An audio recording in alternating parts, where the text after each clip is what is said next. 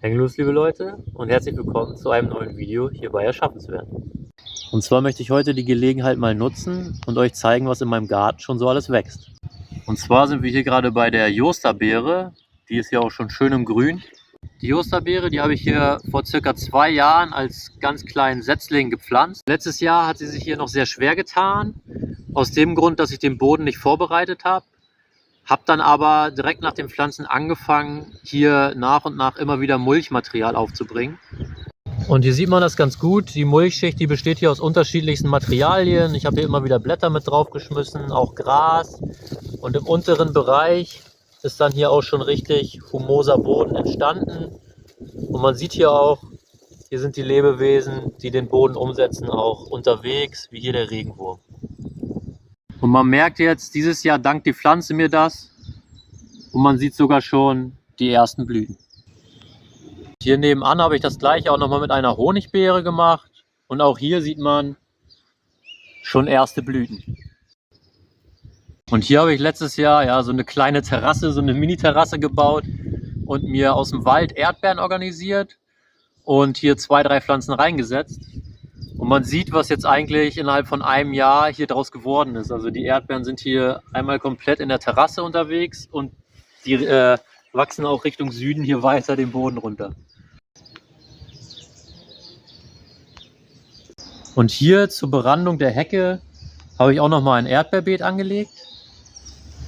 Und das war jetzt eigentlich ganz praktisch, weil im Herbst habe ich hier die Hecke geschnitten und habe die ganzen Reste einfach hier liegen lassen.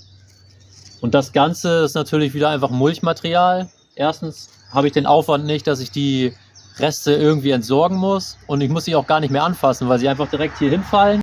Und das Beet dann natürlich ganz automatisch gemulcht ist. Sowas mag ich immer besonders gerne. Und hier auf dem Hügelbeet unter dem Kirschbaum habe ich eine kleine Sträucherschule angelegt.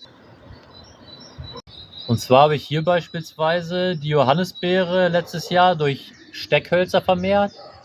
Und in einem anderen Bereich, hier zum Beispiel, das ist auch Johannisbeere, das sind Stecklinge von diesem Jahr.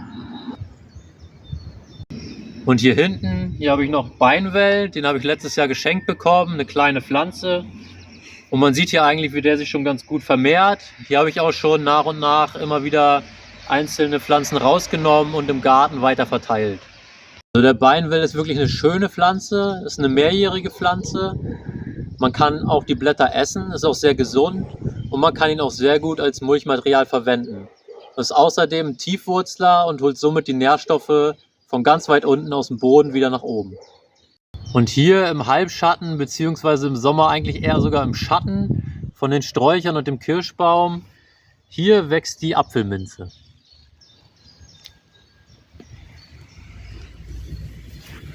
Das ist eine Minze, die wächst hier ziemlich hoch, 40, 50 Zentimeter. Und die Blätter, die werden tatsächlich so richtig groß. Und die schmeckt super im Tee und die verbreitet sich auch ganz von alleine hier überall, also bis hier hinten hin, in dem ganzen Bereich. In diesem Beet wächst jetzt seit 3 Jahren Topinambur. Man sieht, der schießt hier gerade schon wieder aus. Als ich den Topinambur gepflanzt habe, war die Erde hier noch sehr verdichtet. Und jetzt nach 3 Jahren ist die Erde durch den Topinambur hier sehr locker geworden. Und dieses Jahr habe ich hier an den Rändern noch Tagetes mit eingepflanzt und in der Mitte noch Erbsen mit eingebracht. Und die Erbsen, die können dann an den Stängeln vom Topinambur auch hochranken. Ich weiß noch nicht genau, ob ich sie als Gründüngung nutze und bevor die Früchte kommen abschneide oder dann auch die Früchte ernte. Und hier habe ich letztes Jahr Rhabarber gepflanzt. Und da sieht man auch schon ganz schön, wie der hier wächst. Und weil der Rhabarber auch ein Starkzehrer ist, habe ich hier im letzten Herbst auch organisches Material mit aufgebracht, was hier auch schon ganz gut verarbeitet wurde. Und jetzt kommen wir zu meinem persönlichen Highlight. Und zwar das kleine Mini-Gewächshaus. Das habe ich mir letztes Jahr selbst gebaut. Darüber werde ich auch nochmal ein separates Video machen. Und zwar sieht man hier eigentlich, dass die Kräuter sich hier richtig gut drin machen. Also die haben nicht nur gut überwintert, sondern die wachsen auch schon richtig und man kann sie jetzt schon beernten. Und hier habe ich letztes Jahr auch Zitronenverbene gepflanzt. Das ist eigentlich eine Pflanze, die ist gar nicht winterfest, aber hier im Tunnel hat sie überlebt und treibt hier auch neu aus. Und die Pflanze, die duftet hier wirklich unfassbar nach Zitrone und die Blätter, die schmecken auch nach Zitrone. Man kann sie trocknen und zu einem sehr leckeren Tee verarbeiten.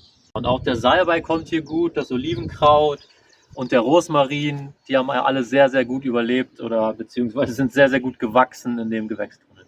Ja, und außerdem habe ich hier noch Knoblauch gepflanzt letztes Jahr und die Pflanzen, die entwickeln sich hier auch sehr prächtig.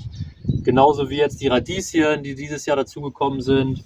Und hier gibt es auch schon teilweise Salate mit, die man dann hoffentlich auch schon in 2 bis 3 Wochen ernten kann. Und hier blüht auch schon fast eine Apfelbeere. Also das ist wirklich auch ein sehr schöner Strauch, der sehr, sehr schöne Blüten kriegt. Man sieht es jetzt hier, die kommen auch bald. Das Laub sieht auch sehr schön aus. Auch im Herbst dann wird es richtig feuerrot. Ja, und hier hat sich dann ganz von alleine noch eine purpurfarbene Taubnessel mit zu der Apfelbeere gesellt. Die lasse ich natürlich da, die sieht erstens schön aus und man kann sie sogar auch verwenden und einen leckeren Tee daraus machen. Also das war's für heute vom Gartenrundgang. Es ist jetzt Anfang April, man sieht die Natur ist schon relativ weit, auch hier in Norddeutschland. Und ja, das macht natürlich Laune auf mehr und ich hoffe, deshalb schaltet ihr auch beim nächsten Mal ein, hier bei Erschaffenswert.